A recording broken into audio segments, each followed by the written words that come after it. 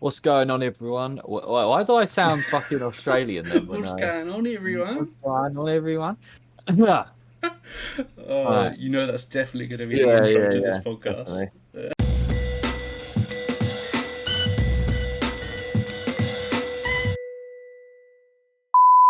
All right. What's going on, everyone? Welcome back to the Footy Fetish podcast with myself, Alfie, and my boy Ollie. Yo, Just us two today, man. Just us two. I know the fan favourites. Yeah, boy. Just doing the preview for week 10 this weekend, which should actually probably be quite a decent weekend of football. I think. Yeah, it looks alright. Good matches. Some good matches. I wasn't saying week 9 wasn't too bad though. To be fair, Yeah, that was quite exciting as well. But yeah, we're just gonna kick straight off with the previews today because we have quite a tight window on Thursdays, don't we? So I'll do the news on Tuesdays and then keep Thursdays for just the previews. So we'll just go straight into the preview, mate. Spurs versus Man United, biggest game of the weekend, really. yeah. You look at it for the I guess for fans, for managers as well. It's a big game for both managers. We'll call it the El Sacco. Yeah, I like it. I like it, El Sacco. Yeah, you imagine that both of these managers are very much on the hot seat on their team. So yeah, desperate for a win. Obviously, Spurs. Both teams coming off losses actually. Spurs coming off obviously the United loss is worse, but the Spurs loss is also pretty bad. They didn't play very well again. Well, they played okay, but not amazingly well against West Ham. No. And obviously, Man United got embarrassed at Old Trafford against Liverpool 5-0. Not good for them at all. Yeah, I'm very confused about going into this game. I don't know about you. There's a few injuries here and there. Spurs only have Ryan Sessegnon out, which is not a massive deal for them, really. He's played a 2-bit part, really, since joining. For Man United, though, it's a bit more serious. Obviously, Pogba suspended from that red card he picked up against Liverpool. And then Varane and Martial are both doubtful. Not fully out, but doubtful. So we're not really 100% sure what's going on there. I'm not 100% sure which way to go in this game. I think United will get a result. Yeah. They've got more about them, I think, and someone will save Ole's ass this weekend. That's what I'm thinking, because he always gets his arse saved right when it looks like he's going to lose his job the most. They always bail him out with a result. Because it's happened quite a few times now. There's been conversations about whether Ole is the right person or not over the whole of his tenure at United. So it's happened a fair few times, and you'd kind of think, if we keep thinking this and he keeps coming back slightly, then what's the point? We might as well get someone in that's going to do the job properly on a permanent basis. But yeah, like you say, someone always swoops in and saves his ass somehow. Yeah, well, that's it. We talked obviously with Bards on Tuesday. We talked quite a lot about Man United, but I kind of want to look at Spurs a little bit more, because obviously they got Nuno very much in the hot seat. They've not been playing amazing football. They've not been awful. Like, they're still sitting sixth in the table, which is probably where you'd put them anyway to finish, which I think is a fair reflection on the team. But it's just the style of football in it with Spurs that's so disappointing under Nuno. It's just more of the boring Mourinho stuff. You've got a worse Mourinho. Yeah. Basically. I've been seeing a lot of stuff over the last couple of days about United, Spurs, and Mourinho in general.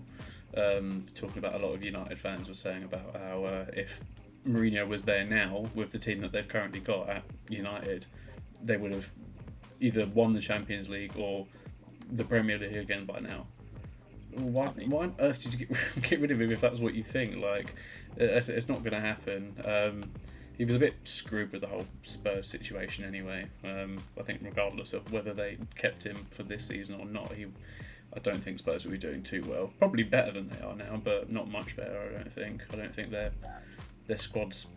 It's not improved at all since last year. Not massively anyway. All the people that they've bought in haven't really done too much. Like Gill hasn't done that much. Emerson Royale hasn't done that much. There's a couple of them. Christian Romero's he's had a slow start, but he looks like a promising player, I think. But yeah, I mean, in terms of the fun fact I have for you, I don't know if this is going to sway you in any. I know you say United, but United have won 2 of their last 3 visits to Spurs in the Premier League, so already sort of leaning your way if history can tell us anything. I think you're right. I think just down to we've seen this before with Ollie. He gets bailed out. The team will be right. Man United do just have a better team than Spurs anyway. Of course, definitely. Nuno will be feeling the pressure. I know Ollie's feeling the pressure as well, but both of them have it in their own way. We'll see who can deal with it. I myself have more backing in United. I think United will come out. It's not going to be pretty. It'll be scrappy, and I think Spurs will score. So I'm going to go for I think it could be like a 3-2 to United. So I think both will leak goals. Yeah, I was thinking, maybe 2-1 to United. I don't think that. I think someone will score for Spurs. I don't think United will keep a clean sheet, because if they're missing Varane and Maguire's playing the way he is at the moment, sort of after being rushed back from injury, then they're not looking too strong. No, that's it. They both need a win for them will both keep them in that conversation for the for European spots. Yeah. We've just had a little message from Simon in the group chat saying this one's for you, Alfie, and I think it's a light ring to go on your computer so you can see your face a bit better. But yeah, not pretty fair. Cheers, Simon. No, I think both teams are definitely need to win this game. It'd be interesting. I just think United got a bit more about them. They've got. I don't know if they have the better manager. It's quite hard to put up who's the better manager. I wouldn't say better manager, but I'd say the team's better. They've got more names in that team. And they're gonna want to bounce back. Oh yeah, definitely. You think they've got Greenwood, Rashford, Sancho, Fernandes, Ronaldo. They've got a load of players, whereas Spurs really only have sort of Kane, Son, more maybe. More just outside of that. Yeah, exactly. Other than that, they don't really have that many players that are going to do too much. So I think you've got to give the edge to United at the moment. Yeah, no, definitely. I think you're right. United, I think they'll bounce back, get the win here, and move back into that hope. Well, we'll see. I think Ollie's there till the end of the season, until they find someone new for permanent. But Ollie gets on for the rest of the year. Well, obviously, since the podcast on Tuesday, Bard sent us a little message saying that Ole has now only been given the 3 games. 3 games to turn it around, but that was basically probably just because they don't want to replace him before the City game. They'd rather keep Ole than have someone. Oh yeah, you don't want to bring in a manager and then have to pay Spurs, Atalanta, Man City. That's quite a tough little draw. But it should be interesting to see who they bring in. Maybe Conte. I don't know. Maybe Zidane. Who knows? Who knows? Graham Potter. Who knows? On to the next game. Second biggest game of the weekend involves your boys. Yeah, mate. Leicester at home to Arsenal. I've written obviously in my notes here. I've got both teams sort of turning around their poor starts in a similar position. Well, literally in the same position, basically on the same amount of points, I think, or maybe they're on one. No, same amount of points. Same amount. 9th and 10th. They've got better goal difference, but both on 14. But I was saying this for Arsenal. I think this is the test to see how their level of how good they actually are. Because Villa, they're a decent team, but they haven't been amazing this season as they were last year. This will be like a real test of where, see if you really are a top 10 or top 8 team, that kind of thing. For sure. So I think this could be a very interesting game. Yeah, no, I think it's definitely got the potential to be very good. We're, like you say, on very similar ground at the moment. We've both had a shaky starts. Both seem to be slightly sort of turning it around now. So, unfortunately, it's a bad time to come across Leicester, I think, for us anyway. Who knows? Fingers crossed we can still get the job done. But, I'm more worried about this game than I have been for a lot of the others. Including the Spurs game, actually. I was more confident about the Spurs game than I am about this one. Yeah, they're on a bounce back. That's what you don't want. Spurs were in a plummet. Yeah. When you say and Leicester are sort of on an up curve. But some good news for you, Ollie, is Jamie Vardy's doubtful due to a knock he picked up in their game against Brentford, I believe. He loves a goal against Arsenal. He does. He does. And then you'll also be, I guess, glad to hear that Albrighton and Didi, Fofana, Mendy, and Justin are all out for sure. Nice. You know, they have a second season in a row where Leicester have got a very long injury sheet. Yeah. It's not what you want, man. It's not what you want. But you might be able to clear this up. I've only seen a bit of speculation, but Erdegaard and White doubtful for the game. Yeah, well, Odegaard was taken off during the Leeds game midweek. 2-0. Come on, right. boys. Nice. Yeah, good But result. yeah, exactly. But both teams weren't, obviously, they were full teams, but still, I take the win. But yeah, White obviously was taken off. Odegaard, don't know too much about him being injured or something. It might be due to a sort of training injury or something. Yeah. Obviously, Xhaka we know about, he's injured, and Tierney was out for the Tierney's last game. out So as well, isn't he? Yeah. yeah, so hopefully, well, yeah, I do want Ben White to play because I think him and Gabriel are our best centre back partnership, like without a doubt. Yeah, and for then sure. Odegaard, I kind of like we can play without Odegaard Yeah. for sure. Like we can play obviously Smith Rowe, Saka, Uber, Laka, like Pepe. We've got a whole number of players we can play up in those sort of positions and attacking. But yeah, for Ben White to be out, that's probably a bit more of a big thing for us. Rob Holding come in or Callum Chambers. Well, I don't want to select Callum Chambers too much because he did score the other day, but after literally coming on, he came on 23 seconds later he scored. So He's so bad that, as well. It's kind of funny. yeah, exactly. All he had to do was he run on, headed the ball from a corner, and there we go. That's a good goal to get, though. It's Yeah. a good goal to get. It's always fun scoring from corners. But fun fact for you, Ollie. I know obviously who you'll be backing, but Leicester have won 4 of their last 7 games against Arsenal. The other coming in 1 draw, and then Arsenal with 2 wins. So you know, recent results show that Leicester would probably favour this result. It is at Leicester, Yeah, but I'm sure you're going to back the boys. I have to. Your boys, you have to. I have to. Of course, Gotta do of it. course. In terms of the scoreline, that's a different question. Yeah, I have no idea. That is the thing of a fan, isn't it? Because right after this, I'm going to try and have to convince myself that Palace are going to beat Man City. So yeah, here we go. But no, yeah. How do you feel going into this? What do you think you're going to be out? What you're going to have to do to win this game?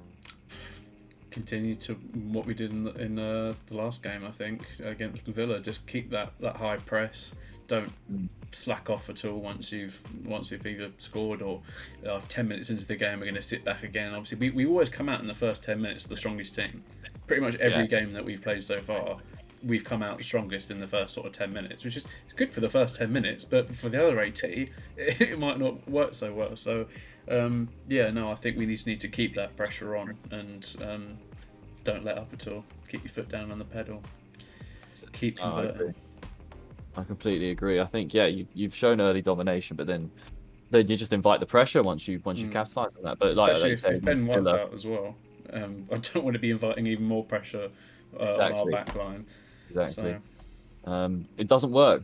We've seen it happen for both our teams. Inviting pressure and soaking it up doesn't always work. But yeah, I think this is going to be a great game, and I actually do think that either team could win this 100%. Like, I think this is a very 50-50, but just because they're home and they're form, and I think Vardy will start because I don't think it was too much of a bad injury, and if not, they got Daka to come on, who's been playing very well when he's played. So I'm going to back Leicester for a cagey close win, but I wouldn't be surprised at all if Arsenal pull it off and get it done. Yeah. So look much better. It's the early kickoff on Saturday as well. Yeah, I'm actually very much looking forward to watching it. Yeah, that's on BT. God damn it. Oh, that sucks. What else is going to suck is this next game.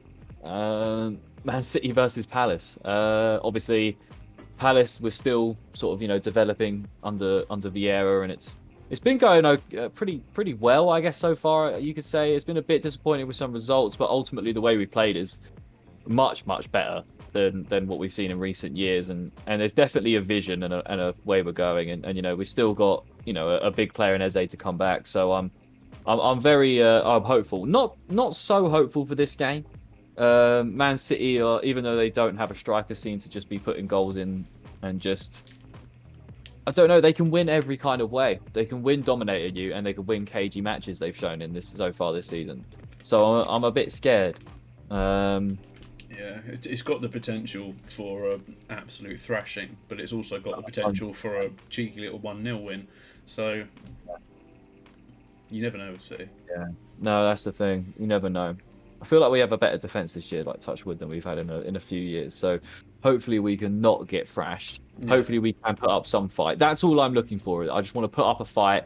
Show something. Maybe even maybe get a goal. Maybe put some pressure on City to win the game. You never know. But in terms of team news, Sterling's questionable for Man City, while Torres and Delap are out. We know Torres is not going to be back for quite some time, which is a shame because he was definitely kicking on this season quite well. He really was. Yeah. And for Palace, same old. Eze and Ferguson still out, but obviously Eze is sort of back. He's just not 100%, and we're not rushing him into anything. So smart thing to do, really. Yeah, there was a bit of speculation about when he's back, but Vieira, before the Newcastle game, Vieira cleared it up saying he is back, but we're just going to leave it a week or two to just so he can get back into the full flow of things, which is I'm absolutely fine with. I don't want to rush him back. Yeah. But fun fact, I mean, not that it's going to sway you, Ollie. I know which way you're going to go with this game, but even though this wouldn't sway you, this one, City have only lost one game in their last 12 against Palace, and we all know which game that was. When Andros Townsend hit that absolute screamer, goal of the season, and cemented himself in Palace folklore for the rest of his life. But yeah, I'm backing the boys. I think we're not. I mean, we're not going to win. I think we're going to get a draw. I think we could get a draw. I think that's a realistic thing that could happen this weekend. Is we could get a draw. Like a 1-1 or like a 0-0 or something, just really frustrate the shit out of Man, because you can frustrate the shit out of Man City. But I mean, if we lose, we lose. Like, I'm not going to be. It's away at Man City. This is not a game on my schedule that I'm looking at. Really, I look past this game because I'm like, well, if we can do anything in this game, it'll be a miracle. Yeah, but, exactly. Don't dwell on it too much. Yeah, exactly. I'm much more looking at what's next week's game? Wolves. We're home to Wolves. That's a very big game. But yeah, I think the old it's going to be difficult. The way we do it is we just press them high. We can't leave spaces. We need everyone working their asses off, and we just need to make sure that, like, from set piece and stuff, that's where we've really not been great. And they've got huge defenders in that team, and huge players in that team that can get up for balls. And yeah, it's going to be tricky. And hopefully the referee can, not fuck us over as well this time, like they did last week. But yeah, Ollie, thoughts on this one, mate? The City are gonna. I think City will definitely win. Not to say anything against Palace, but obviously the way that you guys have conceded in the last 5 minutes, or that you've not managed to convert these wins in the last period of the game, basically a couple of times now. I think even if you were 0-0 into basically 85 minutes in, all it takes is that City to get that one goal past you late on, which you guys have been known for this season. So, and obviously, you know what City are like. They're just going to press and put. They're going to have so many chances. Well, chances are they'll probably have quite a lot of chances across the whole game. So, so in terms of a score prediction, I wouldn't be able to put a score on it, but I do think City will win, though, because, as I said, it'll be interesting to see how we play, because we obviously have gone for dominating the ball, and we pretty much have dominated the ball in pretty much most game apart, aside from the Chelsea and Liverpool games. We've dominated the ball in those games. So I will be interested to see if Vieira maybe forms up in a different formation. Maybe he goes with a back three or something like that to try and match Man City, or not match them, but maybe do something a bit different. Maybe overload that midfield or something. Do you know what I mean? Because that is where they're most dangerous, is that midfield. So if you can 100%. Overload it and really frustrate them, then it'd be interesting. One thing that you guys do have sort of the upper hand on at the moment, I think, is where you have you're under a new manager, you're playing different football than compared to what you were for the last. Exactly. Obviously, they've had 9 previous games to have a look at Palace and see how they've changed. But you're only going to get an idea of how they're playing against that specific team that they were playing on that week. But in actual playing terms, they can only go by last season, really. And you're playing very different football this season compared to last season. So you could catch them off guard, and they might underestimate you. We saw it happen with City and Tottenham at the beginning of the season.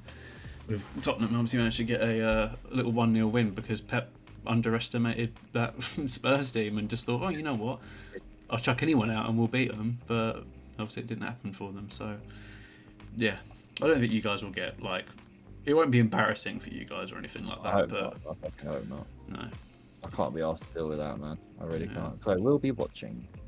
But yeah, I think you never know. We beat a Man City before, so and with a worse team than we have now, I truly believe. So you never know what could happen, man.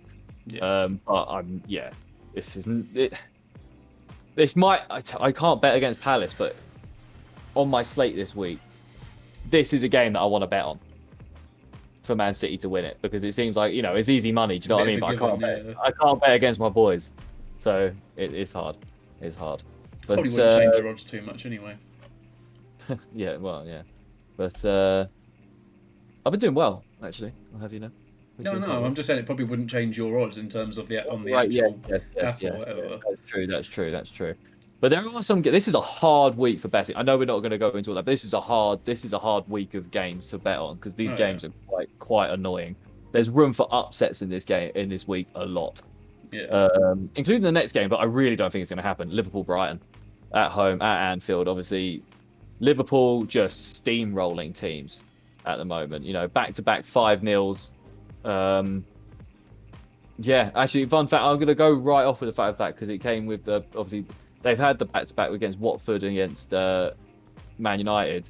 If they win 5-0 in this game, they'll become the only fourth team in Premier League history. Or no, sorry, they're fourth team in English football history to win three games 5 in a row.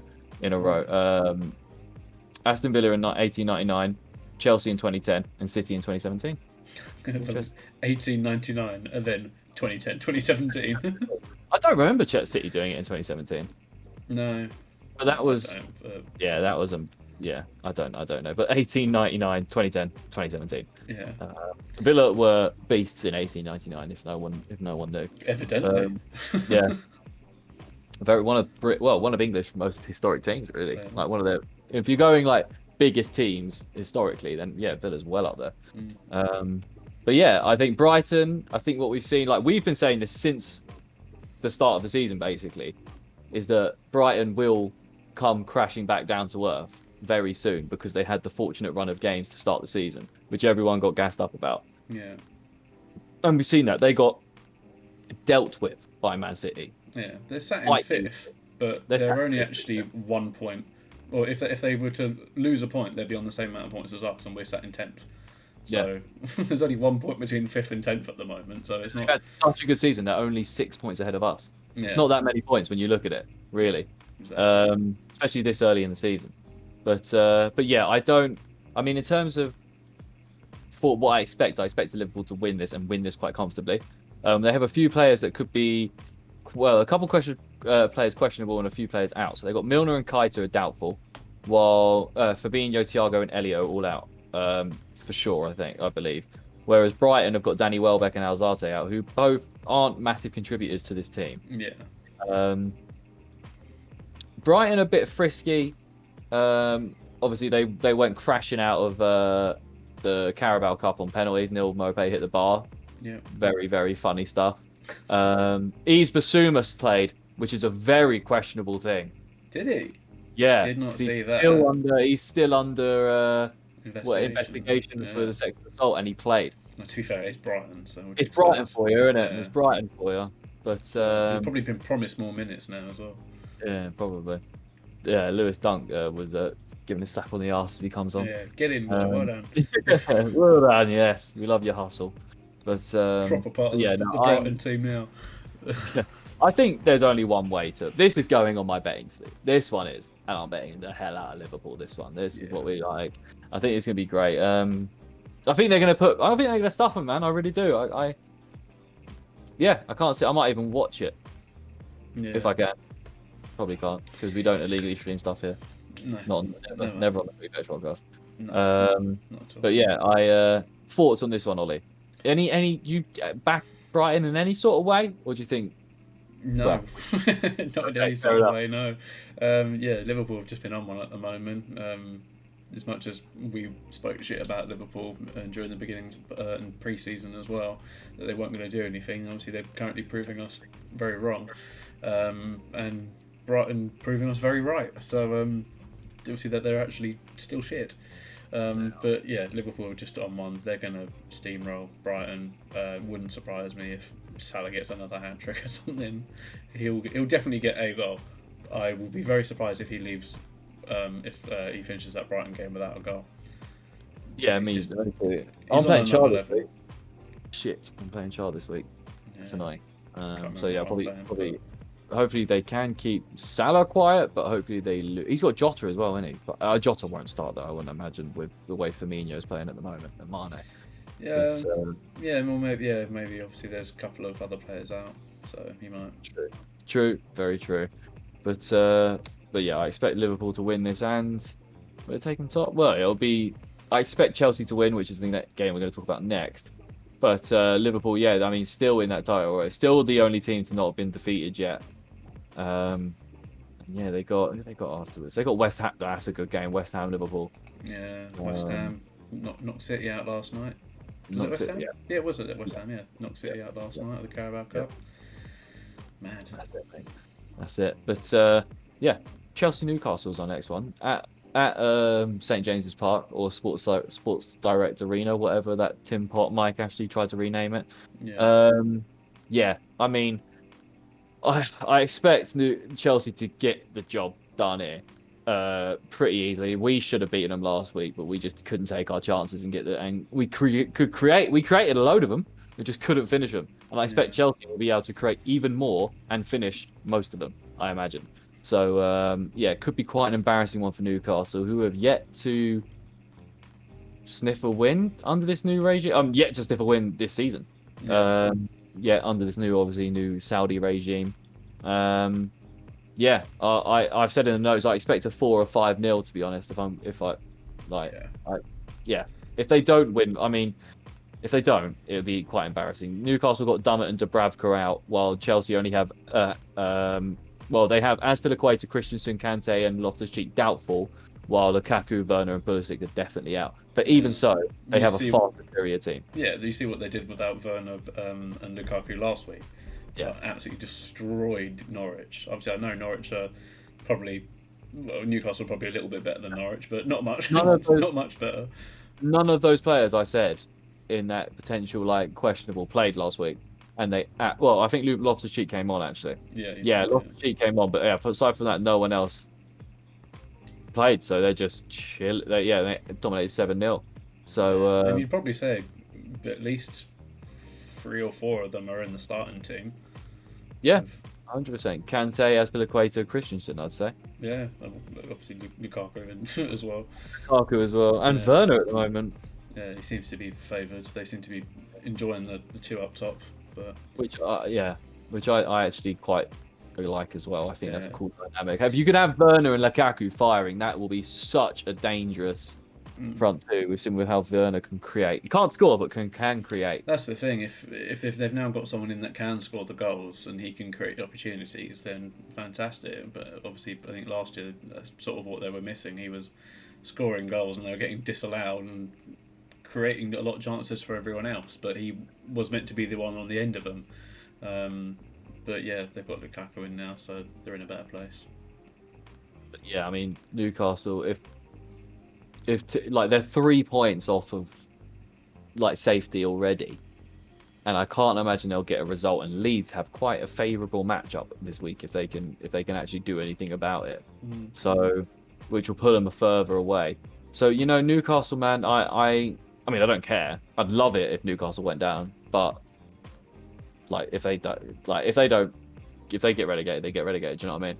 Yeah. Because it will be funny as hell, though. It will be funny. Not that you probably need this to make your decision, Ollie, but a little fun fact for this one is Newcastle have lost their last five of their last 6 against Chelsea, as you would probably imagine. Yeah. But I'm picking Chelsea to win by a lot. Yeah. Same. Ditto, really. I don't see. Yeah, I think they have to do it. If they don't, then it's going to be quite. It'd be embarrassing. If they don't win, it's embarrassing. It's yeah, very.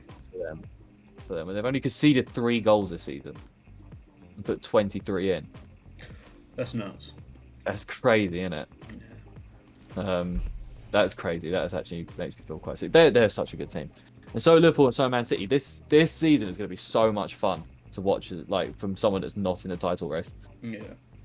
Yeah, it will hopefully. be. I think it's one of probably the second or third now season that Arsenal haven't been in the top four. We're not really challenging for the top four either, so it's kind of nice to watch it from the outside. Yeah. Kind of I'm get. sure it's nice to be involved, but yeah, it's definitely nice to watch. I wouldn't know about that. Yeah. But there's always like I couldn't enjoy watching teams like Chelsea, City, United, Liverpool play. Yeah, because obviously if we're always challenging for top four, and it's a bit like, well, if they win, then obviously it hurts our chances or whatever. So I could never really enjoy watching the sort of the players that they had and the teams that sort of that they had. I couldn't really properly enjoy it. But now sitting on the outside, where we're not really battling with these teams at the moment, I can enjoy it. I can actually sit and go, right, well, these are incredible teams, and like the players that play for them are amazing. Where I've also, as I say, previously had bias towards Arsenal and thought, oh no, fuck these teams. Doesn't matter if they're good or not. Like, doesn't matter if we're one of the best teams in the world, and they're still shit. But no, Still shit. yeah. But yeah, no, I expect them to get the job done. They have to get the job done, man. They can't lose. I need every team below us to just keep fucking losing. Yeah. As long as that happens, we'll be okay. But the next game, which I actually think this game might be one of the more fun ones for this weekend, is Villa versus West Ham. Villa at home. Yeah, like I said, but Villa had a bit of I was saying earlier, turbulent start. They've been, they've had games where they beat Man United, but they've also had some disappointing games, especially the Arsenal game. I thought they'd be way more up for that than they actually evidently were. Yeah, I think obviously I've got in the notes here that they're a new-ish team. A lot of the players are sort of new to this year. I think they're playing a different formation to what they played last season to accompany those new signings. And I think they're just exactly no more Jack Grealish to sort of carry the load. Other players have had to take that on, and I don't think they're quite there yet with it. But I think they'll get there, and I think they'll definitely be pushing for top 10 this year. West Ham, on the other hand, Jesus Christ, they are pushing for Europe again, like Champions Europe, not Europa League Europe. But Europa League Europe, they're looking like a good potential winner in that as well. Definitely. So and the Carabao Cup as well. If it's a great time to be a West Ham fan. They won it some money last week. I've got to say I'm very happy about that. But yeah, and get me some good fantasy points in my win against Ollie. Thank you. But yeah, I don't know. This is going to be a hard one. In terms of injury news, it's just Traore out for Villa and Krau and Kufau out for West Ham. Yeah. In terms of the fun fact, Villa are winless in their last 6 against West Ham. They've drawn 3 and then West Ham have won 3. And their last win against West Ham in the Premier League came in 2015. So quite some time away. They're due one if you think it. But the reverse fixtures for this, I think will be a lot more harder to tell, because I think by that point Villa's team would have settled in properly, and West Ham might be feeling the amount of games. Feeling that wear on stuff now. But for me right now, there's no way I can not take West Ham. I don't think, even though Villa I really like Villa this season. Both teams I like this season. So yeah, this is a hard one to pick, but I think I'm going to back the claret and blue, should I say? Which one? West Ham. We'll go West Ham. But what are your thoughts on this? I've got to agree, to be honest. West Ham had just basically picked up where they left off from last year, really. They had a really good season last year, having a really good season again this year. They seem to be going strength to strength. Whatever David Moyes has done to that team, fair play, keep doing it, because it's working, whatever it is. This is his perfect level, I think, isn't it? It really is, yeah. Very Everton-like. Yeah, definitely. I think this is where Moyes does shine, and this is why he was picked up from Everton and taken to United when Fergie left, because he was doing the sort of job that he's doing now. And I'm sure there's probably a load of teams in the Prem that would go, you know what, I'll take David Moyes at the moment. To be fair, he's doing a great job with them. So I don't see West Ham slowing down anytime soon. not this weekend anyway, for sure. But I do think West Ham will have the edge. But I think they'll win 2-1. 2-1. 2-1. No. 2-1. Yeah, I think you could be right there. I think they are susceptible to goals for sure. West Ham, they've struggled to keep clean sheets, but they can bag them, man. And Michael Antonio, Jarrod Bowen, these guys have just been great. Have been great for them so far. So yeah, it'd be interesting to see Fornals, Ben Rama, like all these guys have been great. There's so many players for them that are doing the business. But I was just looking at the table here actually. West Ham, if they get a win, they beat Villa. They're very much fourth. Not like by a couple. They will, unless Brighton win or Spurs beat United. Yeah, say United win. Yeah, they'll be third by like a game week, Blimey. which is big for them. Yeah. And if somehow City lose them to us, they'll be tied on points with City. So Bloody hell. yeah, they're doing bits, They man. are doing well. Big up. Obviously, it's Villa, on still- the other hand, will be up to 11th unless Wolves win. Yeah.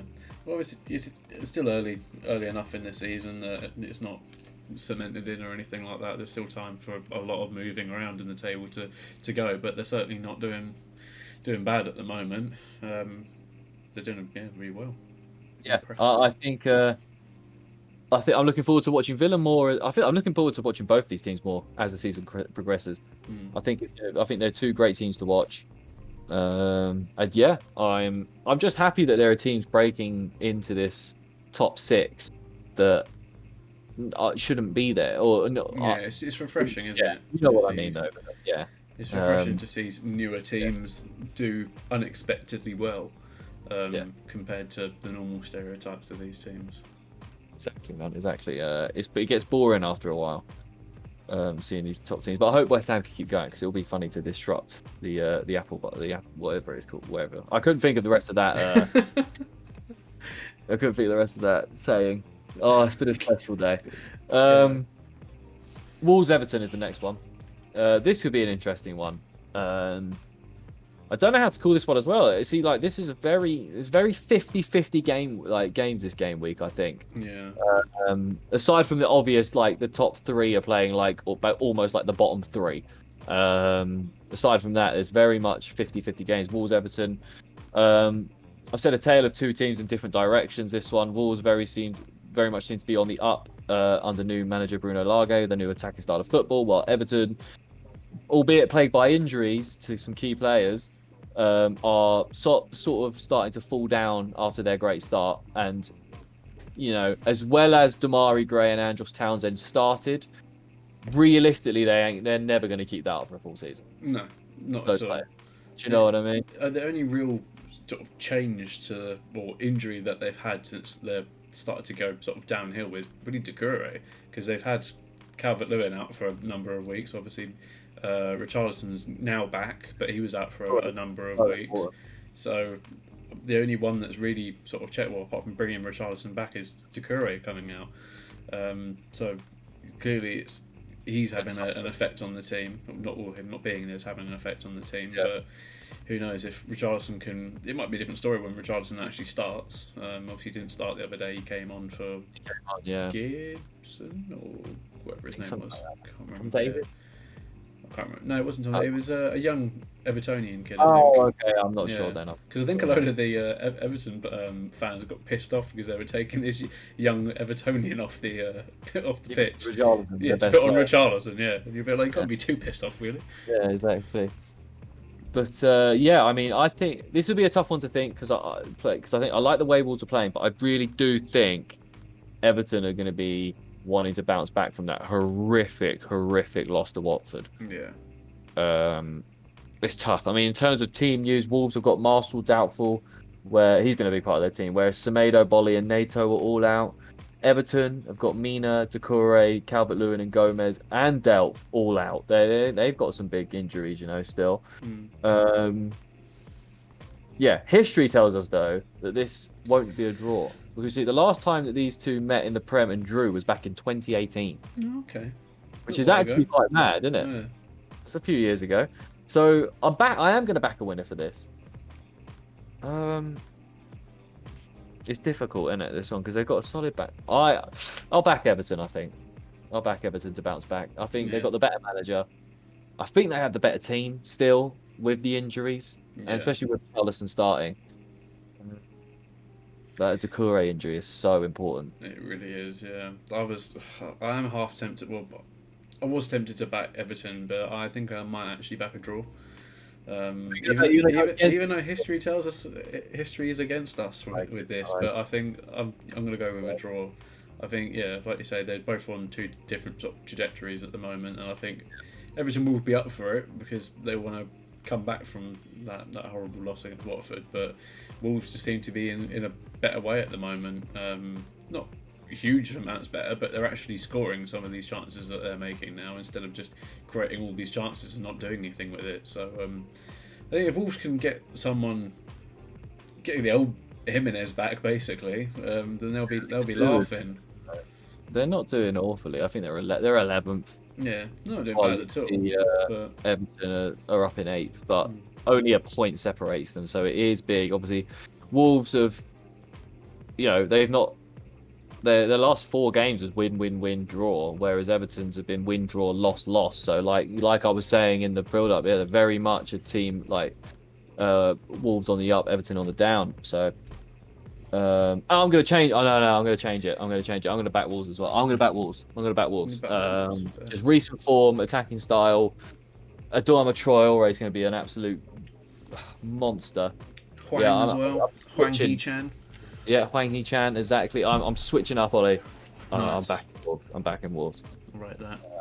Last minute, they're seeing those last 4 results just in my head. I was like, yeah, nah. But yeah, should be interesting. Burnley Brentford probably won't be interesting, or should I say Cornet versus Brentford? Basically, yeah, Cornet is literally their danger man. If Brentford can keep him quiet, I don't think they should have any problem in winning. They've been playing well, like we were talking about this on Tuesday, playing well, but not necessarily getting the results to reflect it, which is the tell for a few teams this season, unfortunately. But I think this is a game where they will go out and make a statement, get the win, say, look, like, I know, we've lost a couple games on the bounce now, but I think we're very much a Premier League team.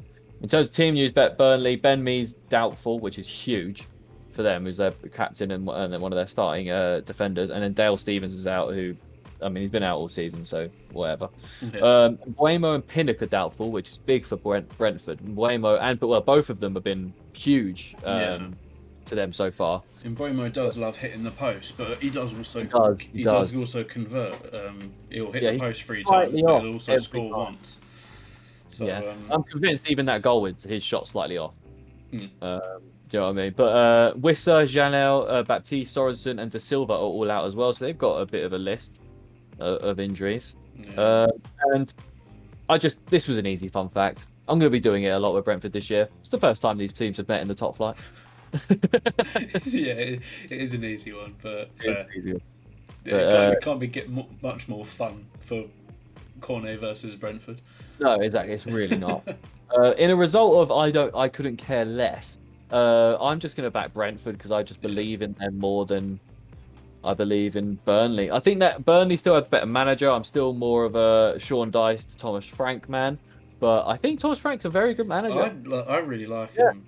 He's a very good manager, but I've said it once or twice on the podcast. At this level. Yeah, no, I said it once or twice on this podcast. I do like Thomas Frank. He's a bit of a character, which is good to see. Yeah, he does. He definitely does. Sean Dyche is also very much a character and loves to have a bit of a laugh in the press conferences. Both high up there in managers you want to go for a pint with in the Premier League. Oh yeah, both very high up there. That might be after list we have to do soon. Yeah, I have to discuss that soon because I think. I think both of those will be very high up the list. Yeah. But both backing Brentford, yeah. Yeah, for what sure. Will Brentford win do for them? Brentford win will put them up to 15 points, which which Tottenham are on now.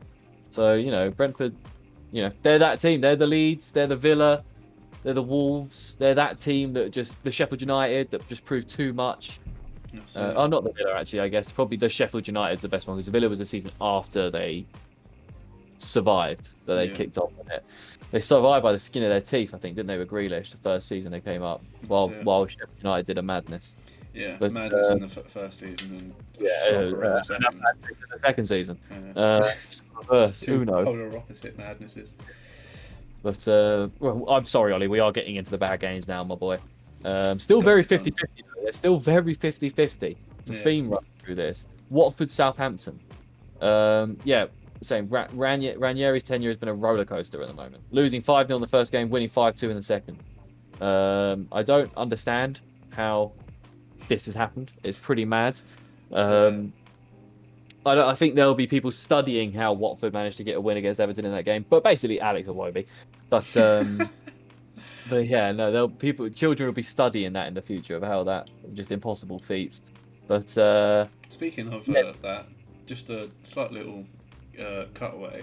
We heard children in Egypt are now learning about Mo Salah as part of the school curriculum.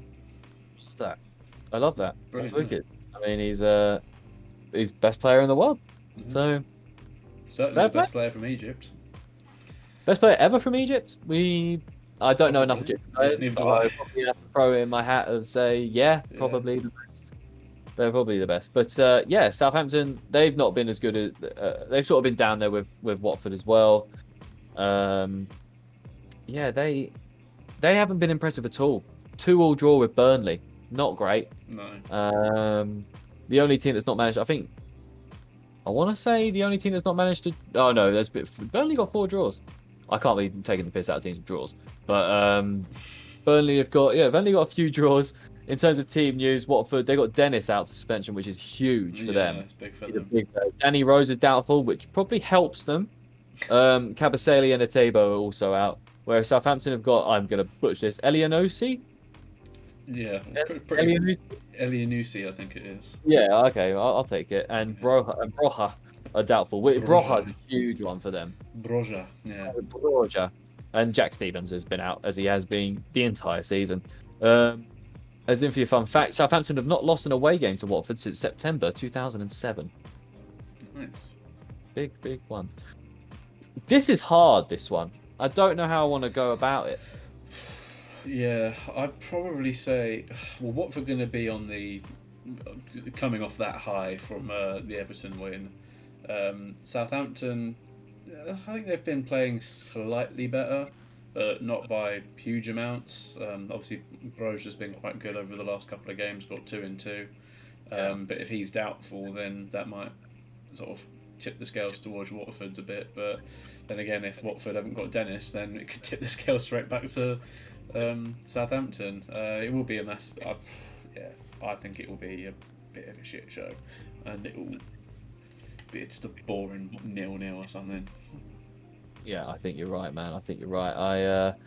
I was going to back a draw. I think I'm going to go over 1-1. I don't think either team can keep a clean sheet. I think they will score, but I think no one. I couldn't pick a team to win that game. No. I'd fall asleep before I managed to pick a winner. Yeah. But yeah, on to one of the boring games, but probably one of the more exciting boring games to finish this off. Because if Norwich beat Leeds, it will be incredible. And Norwich, if they're going to have anything about them, could that 7-0 thrashing by Chelsea have done something for them? Yeah, that's give them a clip round the ear. Exactly. Bit of a wake-up call. Now, they are awful, so I'm probably leaning towards more that no, and Leeds will probably win this game. But we've seen what Leeds have been. They've been very disappointing. Bielsa can't seem to adjust his tactics in order to, match up with what is going on with his opponents. He keeps playing the same way, and it's not working at the moment. Obviously, they've got a few injuries. But is this a blip for Leeds, or is this Leeds? Do people now have Bielsa figured out? I don't know. I think it's hard to tell with sort of the amount of injuries that they've got.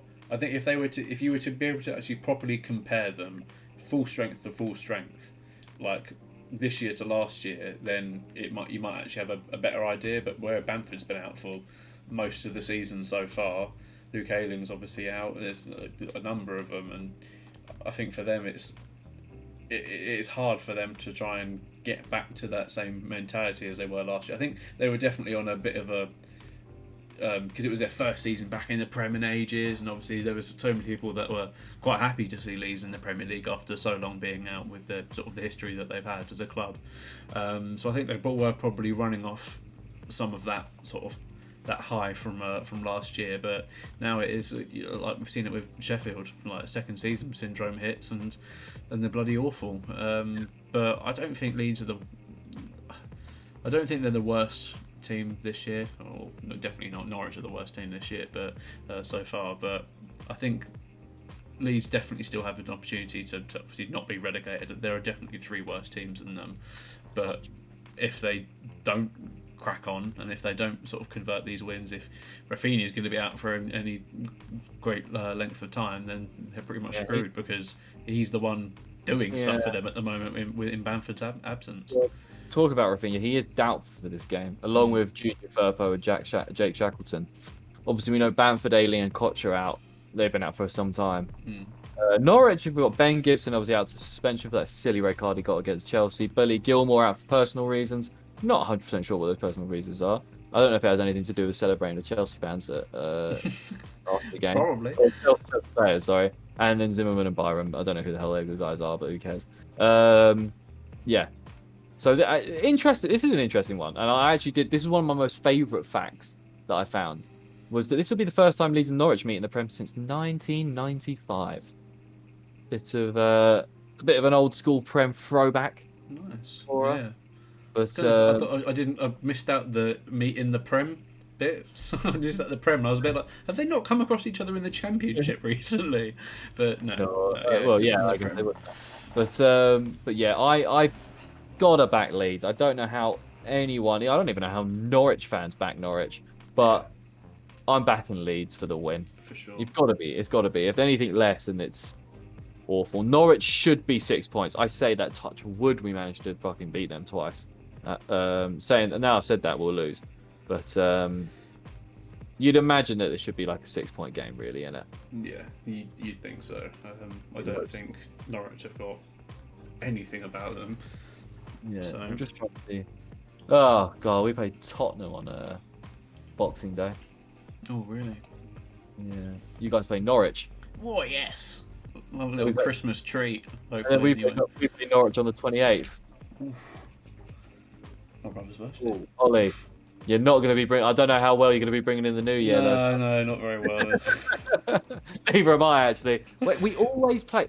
Mate, the last 2 years we've played West Ham on Boxing Day, and this year we're playing them on New Year's Day. We always play them on like that. I don't know if it's just something to have like London to keep people in London, maybe. Maybe, but then obviously we've got Arsenal playing City, so that's not really that close. Yeah, Chelsea, Liverpool. So, although, oh no, I can make that joke. Liverpool, a lot of Liverpool fans live in London. Whee! Yeah. It's normally for United, that one, isn't it? Yeah. But yeah, that's it, Ollie. That is. That's Short it. One today. That is the podcast done. 57 minutes. We'll eke out these last 2 and a bit minutes just so we hit that hour mark and it's nice and nice and round number for everyone. Nice round number for everyone. Exactly. Oh, but... I do have a little bit of news. Oh, congratulations, Cristiano Ronaldo. Him and his missus are having another baby. Yeah. Congratulations. Yeah, and who was the Australian Don? Oh yeah, him. Fair play to him. Big up him. What's his name? Hold on, let me get it.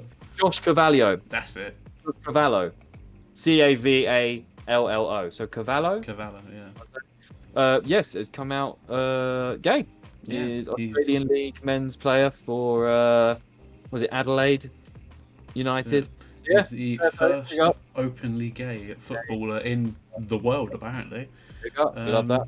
Yeah, hopefully that can start a bit of a sort of a chain reaction to other players, because obviously I know there's going to be him being sort of an Australian league player. It's not exactly like he's sort of Premier League and it's getting loads of sort of attention, but you'd hope that a player like that sort of come out would sort of spur other people to do it as well. But it's just if these players are in, say, the Premier League, they're probably under a lot more scrutiny and a lot more eyes watching them, and so it might be a lot harder for them to come out or whatever. Obviously, I can't say that there's probably many people outside of Australia that watch the Australian League football, so compared to the Prem anyway. So yeah, no, big up him though. It's good to see. Happy for him. 100%. No, he smashed it. But hopefully, like you said, we see more players doing this kind of thing. You never know though. It's still quite a stigma in football, I think, which obviously it shouldn't be. Oh yeah, 100%. And that's it. There's always going to be people that won't be happy with it. Like obviously saw with the Euros aftermath that happened, everything like that. There's going to be always going to be people that are going to say something, or say the wrong thing, and speak their mind, but in the wrong place and where it doesn't belong. Yeah. Oh my God. Sorry. You'll think I'm distracted because I just seen a Joey Barton's had to apologise for comparing Bristol Rover displays to the Holocaust. Jesus Christ. He said, Barton told reporters that after the 3-1 loss, someone gets in and does well, but then gets suspended or injured. Someone gets in for a game, does well, but then has a Holocaust nightmare, an absolute disaster. Oh my God. What a twat. I don't know how many times he can get in trouble for shit before he realises. I should probably stop being a wanker. People just need to stop giving him a chance. He's an awful human being. He's been a wanker for so long as well. Yeah, man. What an idiot. What a disgusting person. I mean, that's not a way you want to leave the podcast. So, but we will end it on a slightly better note with Ryan Reynolds and Rob McElhenney at the Wrexham game the other day. Wrexham game, yep. Big up. And Xavi has accepted an offer to become Barcelona manager. He has indeed. Cool. I don't know why they just don't go get a manager that's proven, considering the horrific state that they're in. Have you not seen he's proven himself in the Qatar League? Oh, yes. Very well-known Qatar League, you know? Yeah, I forgot that counts for something, apparently. But yeah, we're going to leave it there. But yeah, thanks everyone for watching. You know what the drill is. Like, subscribe, follow, hit notification bell, whatever the stuff is, just do it. We're on Facebook, Instagram. Up there, people can see our little socials. Yeah. Right there. Little socials. You see, going all across the top. Exactly. All across the top. Just give them a follow, because why not? Yeah. It only takes 2 seconds and it means a lot to us. It helps us out massively. We'd really appreciate it.